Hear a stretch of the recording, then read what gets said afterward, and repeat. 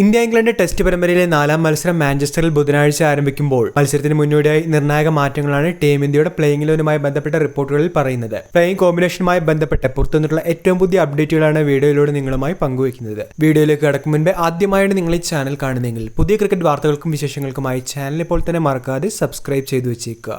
ഇംഗ്ലണ്ടിനെതിരായ 4ാം ക്രിക്കറ്റ് ടെസ്റ്റിൽ ഇന്ത്യയുടെ വിക്കറ്റ് കീപ്പറായി ധ്രുവ് ജുറലിനെ ടീമിൽ ഉൾപ്പെടുത്തിയേക്കും എന്നുള്ള ഏറ്റവും പുതിയൊരു അപ്ഡേറ്റ് ആണ് ഇന്ന് പുറത്തു വന്നിരിക്കുന്നത്. കൈവിരലിന് പരിക്കേറ്റ ഋഷഭ് പന്തിനെ സ്പെഷ്യലിസ്റ്റ് ബാറ്ററായി മാത്രം ടീമിൽ ഉൾപ്പെടുത്താനാണ് ടീം മാനേജ്മെന്റ് ആലോചിക്കുന്നത്. ലോർഡ്സ് ക്രിക്കറ്റ് ടെസ്റ്റിനിടെയായിരുന്നു ഋഷഭ് പന്തിന്റെ കൈവിരലിന് പരിക്കേറ്റിരുന്നത്. പന്തിന്റെ പരിക്ക് ഭേദമായിട്ടുണ്ടെങ്കിലും വിക്കറ്റ് കീപ്പിംഗിൽ അദ്ദേഹം തുടരാനായി സാധ്യതകളില്ല എന്നും എന്നാൽ നിലവിൽ മിന്നും ഫോമിൽ കളിക്കുന്ന താരത്തെ ടീമിൽ നിന്നും ഒഴിവാക്കുകയില്ല എന്നുള്ള റിപ്പോർട്ടുകൾ കാണുമ്പോൾ സ്പെഷ്യലിസ്റ്റ് ബാറ്ററായിട്ടായിരിക്കും ഋഷഭ് പന്ത് 4ാം ടെസ്റ്റിൽ ടീമിനൊപ്പം ഉണ്ടാവുക. 1ാം ടെസ്റ്റിന്റെ 2 ഇന്നിംഗ്സുകളിലും സെഞ്ചുറി നേടിയ പന്ത് 2ഉം 3ഉം ടെസ്റ്റുകളിൽ അർദ്ധ സെഞ്ചുറിയും നേടിയിരുന്നു.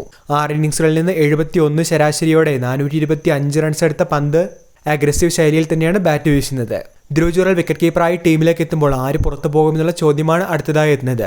കരുൺ നായർ, വാഷിംഗ്ടൺ സുന്ദർ, നിതീഷ് കുമാർ റെഡ്ഡി എന്നിവരിൽ ഒരാൾക്കായിരിക്കും ടീമിലെ സ്ഥാനം നഷ്ടമാവുക. സാധ്യതകൾ പരിഗണിക്കുമ്പോൾ നിതീഷ് കുമാർ റെഡ്ഡിക്ക് പകരക്കാരനായി ധ്രുവ് ജുറൽ ടീമിലെത്താനുള്ള സാധ്യതകൾ തന്നെയാണ് കാണുന്നത്. കരുൺ നായരെ ടീം ഒഴിവാക്കില്ല എന്നുള്ള സൂചന കഴിഞ്ഞ ദിവസം ഗൗതം ഗംഭീർ നൽകിയിരുന്നു. അതുകൊണ്ട് തന്നെ ഈ ഒരു നിർണായക മാറ്റമാണ് 4ാം ടെസ്റ്റിന് മുന്നോടിയായി ഇന്ത്യയുടെ പ്ലേയിങ് കോമ്പിനേഷനുമായി ബന്ധപ്പെട്ട റിപ്പോർട്ടുകളിൽ പറയുന്നത്. വീഡിയോ അവസാനിക്കുന്നു. പുതിയ ക്രിക്കറ്റ് അപ്ഡേറ്റുകൾക്കായി ചാനൽ ഇപ്പോൾ തന്നെ മറക്കാതെ സബ്സ്ക്രൈബ് ചെയ്തു വെച്ചേക്കുക.